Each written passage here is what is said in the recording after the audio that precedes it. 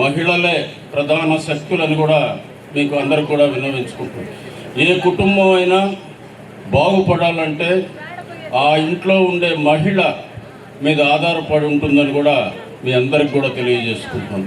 పిల్లల్ని చదివించాలన్నా, పిల్లల పెంపకం మంచి పిల్లలుగా తీర్చిదిద్దాలన్నా, భర్తని జాగ్రత్తగా చూసుకోవాలన్నా ఇవన్నీ కూడా మహిళలు చేస్తారు. కేవలం మగవాళ్ళు సంపాదన ఏదో ఒక కార్యక్రమమే ఉంటుంది వాళ్ళకి. వీళ్ళకి అన్ని బాధ్యతలు ఉంటాయి. కుటుంబంలో ఎన్నో బాధ్యతలు ఉంటాయి. పిల్లల్ని సరిగ్గా పెంచాలి, పిల్లల్లో దారి తప్పకుండా చూడాలి, వాళ్ళని చదువుతున్నారా లేదా చూడాలి, వాళ్ళ బట్టలు అన్నీ చూడాలి, భర్తకు కూడా అన్నీ చూడాలి. ఇన్ని కార్యక్రమాలు చేసేది మహిళ.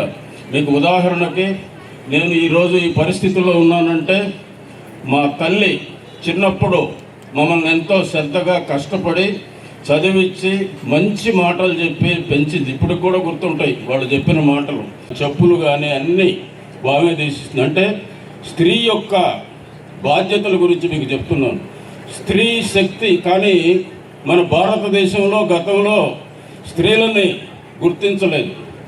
చాలా వరకు బానిసలుగా ఇళ్ళకి మార్చారు. ఈరోజు ఆ పరిస్థితి లేదు. మహిళలు ఎన్నో రంగాల్లో ముందుకొస్తూ ఉన్నారు.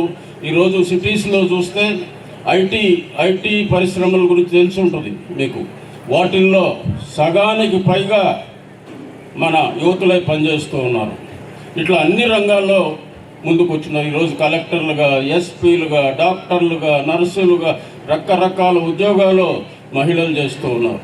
ఈరోజు అవన్నీ కూడా గుర్తించి పేద మహిళలు ముఖ్యంగా ఆర్థికంగా వాళ్ళు పైకి రావాలి అనే ఒకే ఒక ధ్యేయంతో మన ముఖ్యమంత్రి గారు, గతంలో ఎంతోమంది ముఖ్యమంత్రులను చూసుంటారు మీరు, మాటలు చెప్తారు కానీ వాటిలో సగం కూడా నెరవేర్చరు.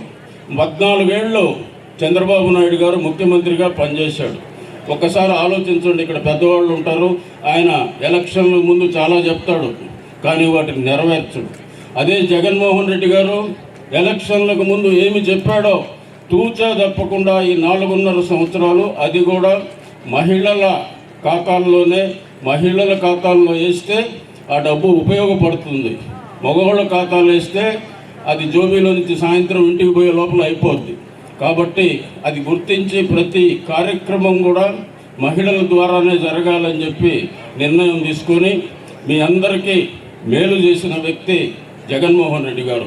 ఆయన మాకు ఒకటే మాట చెప్తుంటాడు, నాకు సోదరీమణులు నా వెంట ఉన్నారు, వాళ్ళ బాగోగులు చూడాల్సిన బాధ్యత నాది, తప్పకుండా మనల్ని ఆశీర్వదిస్తారు, వాళ్ళు బయటపడి చెప్పరు కానీ మనల్ని తప్పకుండా ఆశీర్వదించేది మహిళలు, కాబట్టి మనకి విజయం తథ్యం అని ఆయన అనేక సార్లు చెప్పడం జరిగింది. మన జగన్మోహన్ రెడ్డి గారు వారిని మీరందరూ కూడా తప్పకుండా ఆశీర్వదించాలి. నేను కూడా నా శాయశక్తుల ఈ సంవత్సరం రోజుల్లో చాలా వరకు 150 కోట్ల రూపాయలు తీసుకొచ్చి అంటే చాలా వరకు పనులు చేయగలిగాను. ఇంకా మన రూరల్ నియోజకవర్గంలో 500-600 కోట్ల రూపాయలు అవసరం రోడ్లకు కానీ డ్రైన్లకు కానీ. గతంలో లేఅవుట్లు వేసిన వాళ్ళు రోడ్లు సరిగ్గా వేయకుండా ఒకటి గీతలు గీసి అమ్మేసిపోయారు. అటువంటి ప్రాంతాలన్నీ కూడా రోడ్లు వేయాల్సిన అవసరం ఉంది.